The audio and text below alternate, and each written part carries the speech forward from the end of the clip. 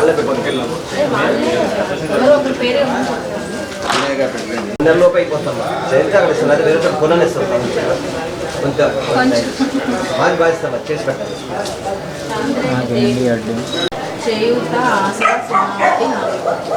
మీకు అమరావతి హామీ పత్రం ఇచ్చారమ్మా, అది కోర్టు స్టేలో ఉందమ్మా. ఒక నెల 2 నెలల్లో తీర్పు వచ్చేస్తుంది. వస్తే అక్కడ ఇస్తాం, లేదు వేరే చోట కొననిస్తాం. ఏమా సుబాబి మీకు వసతి దీవెన పడిందమ్మా. టోకన్ డబ్బులు వచ్చిన విజయ దీవెన పడిందమ్మా. 1,40,000 పడిందమ్మా. హామీ పత్రం వచ్చింది మీకు స్థలానికి. సిఆర్డీఏ హామీ పత్రం ఇచ్చారు. హామీ పత్రం ఇచ్చారు, అలాగే ఇచ్చారు. సొంత ఇల్లు ఉందా మీకు? సొంత ఇల్లు రాదు. మరి మీకు ఎందుకు రాశారు సిఆర్డీ అనేది? అది పెంతో తీసుకున్నా 21 అందరికి వచ్చిందమ్మా. 20 రాలేదు. ఎవరికి పడలేదా? అంటే ఒకటి కరోనా టైంలో మాత్రం 1 సంవత్సరం ఆగారు. ఎందుకంటే కరోనాలో పెన్షన్ దాంట్లో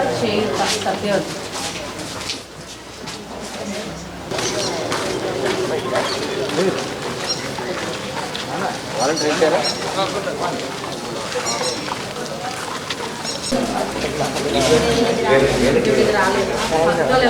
మన వాలంటీరా ఇన్ఛార్జ్?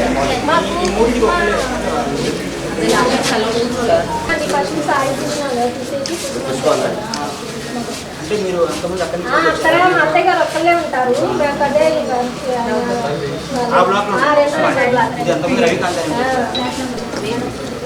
బాగానే ఉందమ్మా. సొంత ఇల్లు ఉందా మీకు?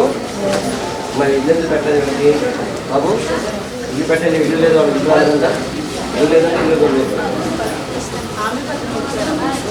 మా హామీ పత్రాలు అన్నీ కూడా అమరావతిలో కోర్టు స్టేలో ఉన్నాయి కూడా. అది 1 నెల 2 నెలలు తేలిపోతుంది. అది అంతా మీకు అక్కడ ఇస్తాం. లేదంటే వేరే చోట కొనని ఇస్తాం. 2-3 నెలలు తప్పని ఇస్తాం. ఎందుకు తీశారమ్మా?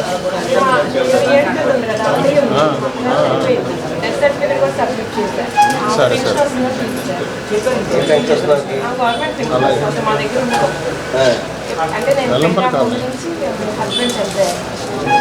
ఏమీ లేదు. చాలా సార్లు తిట్టాను. మీరు ఒక్కళ్ళే ఉంటారు? మీరు బాబు చదువుకుంటాను.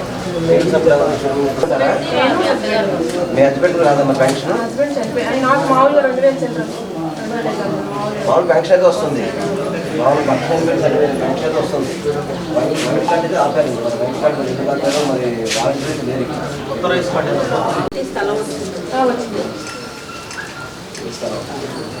ఇల్లు కడతాను కూడా ఫోన్ చేశారు కదా మీకు?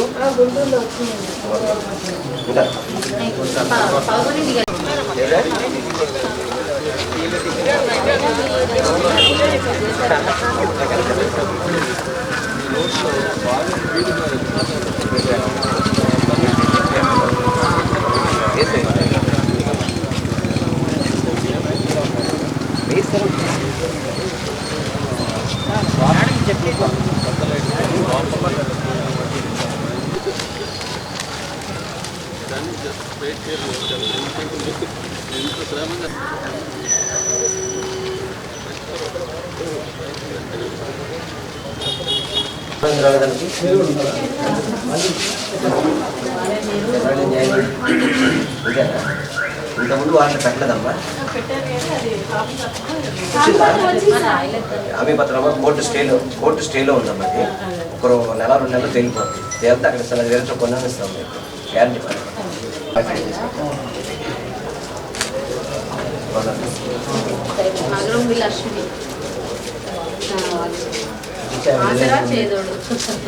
అందరితో మిస్గా ఇప్పించాను. వాలంటీర్ నువ్వు 126 అంటే ఏ డివిజన్? కోటిరెడ్డి గారు పెన్షన్ గరికి మొక్క చెల్లి వేసాడు. 0 వడ్డీ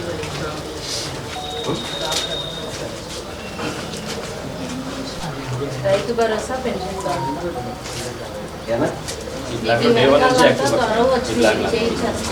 వన్నింటిలో చైతన్యం వస్తుంది. మీరందరూ కూడా సహకరించండి. మొత్తం క్లీన్ చేయించుకున్నాను నీట్గా. ప్రతి మూల చేయించుకున్నాను. సిమెంట్ ఏమన్నా మెట్ల జరుగులు సిమెంట్ రోడ్ ఏమన్నాను.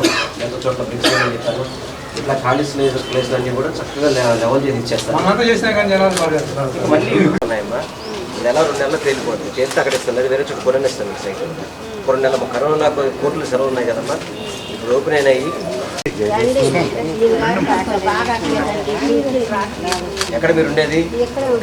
12 వాళ్ళంటే 60 అంటే పెన్షన్ పెట్టుకోండి. ఆధార్లో ఎంత ఉంటే అంత ఇస్తారు తప్ప ఇప్పుడు నడుస్తున్నప్పుడు మనకి 7 6 అన్నా కూడా రాదు.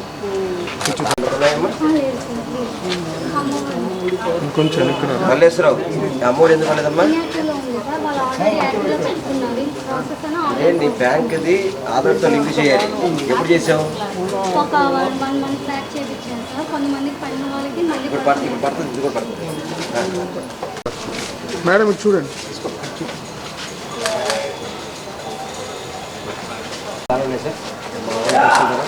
అన్నీ బాగా చూసుకుంటారా? ఇంకెవరు చూడమ్మా? ఏనా శివో ఎవరు ఉన్నారు కదా? శివో ఏది? శివ గారు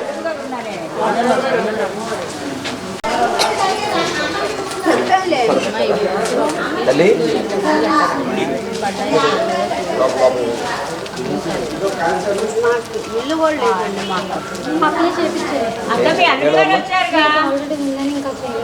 ఉందా? ఏం చేయరా? బ్లాక్ అవుతుంది.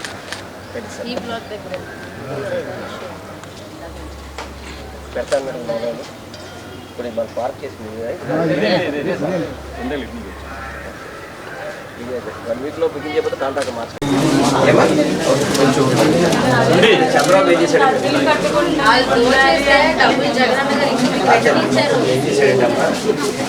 చేస్తాం మీకు చేస్తారు లేదా?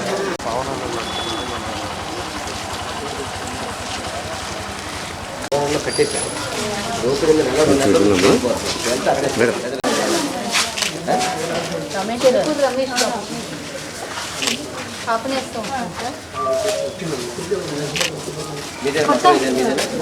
2 నెలలు గ్యారెంటీ చేసుకుంటాం.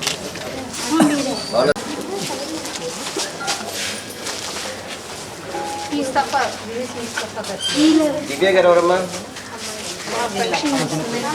పాపే కదా. అమ్మఒడి వస్తుంది, ఆమెకి చేతులు డబ్బులు వస్తున్నాయి, లోపల డబ్బులు వస్తున్నాయి. ఆడపడి సిఆర్డీలో హామీ పత్రం వచ్చింది. హామీ పత్రాలు అన్నీ కూడా అమ్మ కొనిస్తుంది. అలా ల్యాండ్స్ కూడా చూస్తున్నాం అమ్మ. ఈ లోపు అయిపోతుందని మనకు విశ్వాసం. ఇంకెవరు ఉన్నాయమ్మా? అమ్మ వస్తుంది. ఇంకెవరు?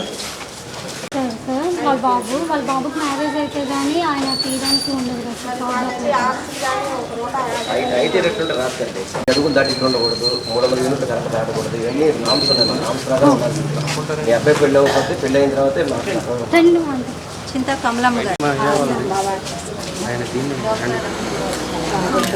మీకు కూడా హామీ పత్రం ఇచ్చారు. మీ స్థలానికి వారి కోర్టు సూప్ వచ్చినాం.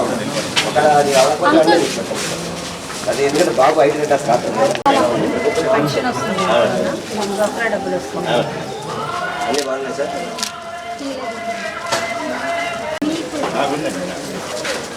విద్యా దీవెన వస్తుంది, వసతి దీవెన వస్తుంది, డ్వాక్రా డబ్బులు వస్తున్నాయి. అందరికీ నమస్కారం. ఈరోజు గడప గడపకి మన ప్రభుత్వ కార్యక్రమం విజయవాడ పశ్చిమ నియోజకవర్గంలోని 42వ డివిజన్లో 132వ సచివాలయంలో ఈరోజు పూర్తి చేసుకోవడం జరిగింది. ఇవన్నీ కూడా హౌసింగ్ బోర్డు కట్టిన ఇళ్ళు. ఇవన్నీ కూడా చాలా ఓపెన్ స్థలాలు ఎక్కువ ఉన్నాయి దీంట్లో. అదేవిధంగా కొంత డ్రింకింగ్ వాటర్కి ఎవరికి కూడా ఇక్కడ కనెక్షన్ లేకపోవడం, ఇవన్నీ కూడా ఇప్పుడు ఈరోజు మున్సిపల్ కమిషనర్ గారు, మా నగర మేయర్ గారు, మా కార్పొరేటర్ గారు, అదేవిధంగా అధికారులంతా కలిసి పూర్తిగా కూడా ఈ యొక్క కాలనీ అంతా కూడా వాళ్ళందరికీ మున్సిపల్ కమిషనర్ గారికి అందరూ చూపెట్టడం జరిగింది. దీనికి త్వరితగతిలోనే అప్రోచెస్ కొన్ని చిన్న చిన్న రోడ్లు, ఎందుకంటే పెద్ద రోడ్లన్నీ వేసేసాం ఆల్రెడీ. ఎందుకంటే గతంలో చంద్రబాబు టైంలో మనం నుంచున్న రోడ్డు కానీ పక్క రోడ్లు కానీ అంతా కూడా మట్టితో ఉండేవి. ఇవన్నీ కూడా సూటుగా చక్కగా సిమెంట్ రోడ్లు వేసాము. జగన్ వచ్చాక సిమెంట్ రోడ్లు వేసాము. అదేవిధంగా కొన్ని చోట్ల తారు రోడ్లు వేసాము. చక్కటి కాలనీలాగా ఈరోజు ఏదైతే బందర్ రోడ్లో ఏ విధంగా రోడ్స్ ఉంటాయో దాన్ని మించి విధంగా రోడ్లు వేయడం జరిగింది. అదేవిధంగా కాలనీలో ఇంటర్నల్ రోడ్స్ కూడా కొన్ని చిన్న చిన్న రోడ్స్ ఉన్నాయి. అవన్నీ కూడా ఇవాళ మున్సిపల్ కమిషనర్ గారు కూడా ఇప్పుడే వాటన్నిటి కూడా మా మేయర్ గారు కమిషనర్ గారు ఇద్దరు కలిసి అది మంజూరు చేసే విధంగా కూడా వాళ్ళు అంగీకరించడం జరిగింది. వాటన్నిటి కూడా చేయించి మిగతా చోట్ల బ్రిక్స్ వేయించి అదేవిధంగా చక్కగా పచ్చదనాన్ని పెంచే విధంగా ఏదైతే పార్కు మేము మొన్న శంకుస్థాపన చేసి ఆ పార్కును కూడా వర్క్ ప్రారంభించుకునే విధంగా మిగతా ఖాళీ స్థలాల్లో పిల్లలు ఆడుకోవడానికి అన్ని రకాల డెవలప్మెంట్ చేసే విధంగా కూడా చేస్తామని చెప్పని వాళ్ళందరికీ కూడా చెప్పడం జరిగింది. మిగతా వాళ్ళందరికీ కూడా ఇక్కడ చాలా వరకు అందరికీ అమరావతిలో హామీ పత్రం ఇవ్వడం జరిగింది.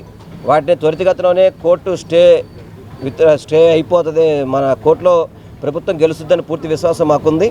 అది లేని పక్షంలో వాళ్ళకి ఆల్టర్నేట్ స్థలాలు ఇస్తామని చెప్తే కూడా అందరూ కూడా అంగీకరిస్తున్నారు.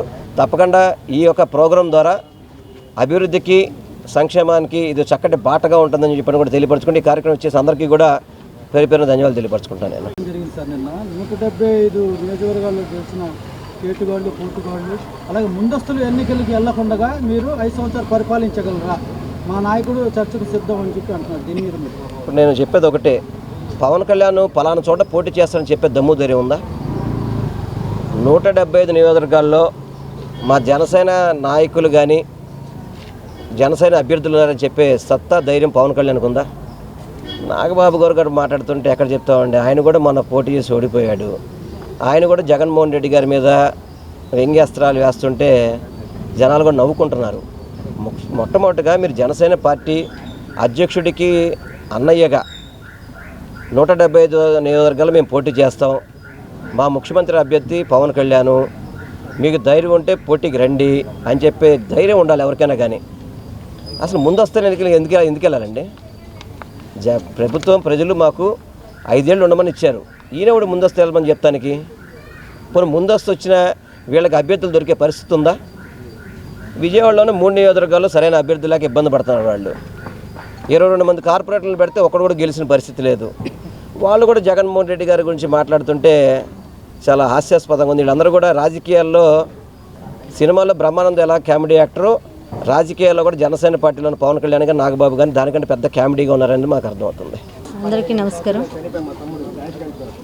ఈరోజు 42వ డివిజన్లోన 132వ సచివాలయ పరిధిలో గడప గడపకి మన ప్రభుత్వం ద్వారా ఈరోజు మన మాజీ మంత్రివర్యులు శాసనసభ్యులు వెల్లంపల్లి శ్రీనివాసరావు గారు, డివిజన్ కార్పొరేటర్ చైతన్యారెడ్డి గారు, పార్టీ ప్రతినిధులు, కార్యకర్తలు, నాయకులు, సచివాలయ సిబ్బంది ప్రతి ఒక్కరూ ఈరోజు గడప గడపకి మన ప్రభుత్వం ద్వారా తిరగడం జరిగింది. ఏదైతే ఈ సచివాలయ పరిధిలో ఇంతకుముందు 2 రోజులు పూర్తి చేసుకోవడం జరిగింది, ఇంకా హౌస్ హోల్డర్స్, బెనిఫిషియర్స్ ఇంకా మిగిలినారు అన్న ఉద్దేశంతో 3వ రోజు అన్నది ఈ సచివాలయంలో పర్యటించడం ఈరోజు జరిగింది.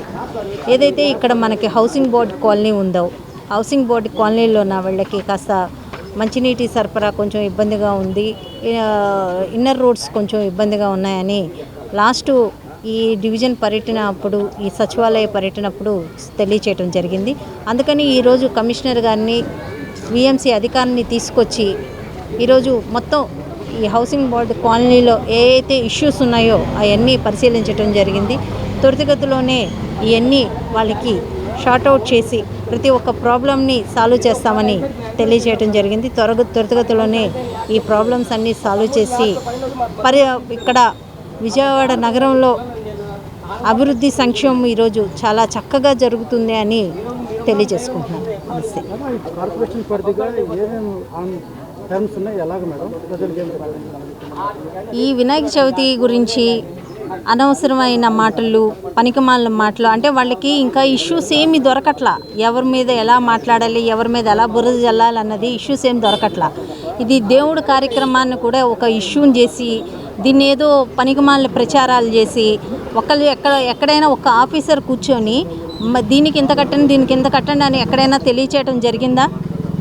ఏమీ లేదు. ఎప్పటి నుంచో నామినల్ ఫీజు అని ఒక 500 రూపీస్ ఏంటంటే అది రిజిస్ట్రేషన్ జరిగితే ఎక్కడ పెట్టుకుంటున్నారు ఏంటన్నది మాకు అడ్రస్తో సహా ఉంటే రేపు పొద్దున్న ఏదైనా చిన్న చిన్న ఇష్యూస్ జరిగినా లేకపోతే ఏదైనా ఫైర్ యాక్సిడెంట్లు అలాంటివి ఏమైనా జరిగినా అడ్రస్ ఉండాలి విఎంసీలోన, వెంటనే అక్కడికి వెళ్ళి మనం తగిన చర్యలు తీసుకోవాలి అన్న ఒక్క ఉద్దేశంతో ఏదైతే పెద్ద పెద్దవి పెట్టుకుంటారో వాళ్ళందరూ ఇక్కడ అడ్రస్ ఇచ్చి ఇక్కడ ఫైర్ డిపార్ట్మెంట్ కానీ సిపి దగ్గర నుంచి కానీ లేకపోతే శానిటరీ దగ్గర నుంచి కానీ ఒక పర్మిషన్ అన్నది వాళ్ళు తీసుకోవడానికి మాత్రం నామినల్గా పెట్టింది. ఇది ఈరోజు పెట్టింది కాదు, గత ఎన్నో ఏళ్లగా బిఎంసీలోన ఇది కొనసాగుతున్నదే. ఈరోజు దీన్ని ఏదో పెద్ద ఇష్యూ చేసి పనికిమాలిన మాటలు మాట్లాడి పనికిమాలిన మీటింగులు పెడుతున్నారు. ఇది చాలా పొరపాటు. వినాయక చవితి చాలా ఆనందంగా ప్రతి ఒక్కరు జరుపుకుంటున్నారు. వినాయక చవితికి పందిళ్ళు చాలా చక్కగా పెట్టుకోండి. చాలా ఘనంగా ఈసారి వినాయక చవితి అన్నది బాగా జరగాలి. ఎందుకంటే గత 3 ఏళ్లుగా మన కోవిడ్లోన పిల్లలు ఎవరైతే ఉత్సాహంగా వాళ్ళు వినాయకులను పెట్టుకుంటారో వాళ్ళందరూ పెట్టుకోవడం జరగలేదు. కానీ ఈ సంవత్సరం మనకు కోవిడ్ తగ్గింది కాబట్టి చాలా ఆనందంగా వినాయకుడిని పెట్టుకోవచ్చు, చాలా చక్కగా పూజ చేయొచ్చు.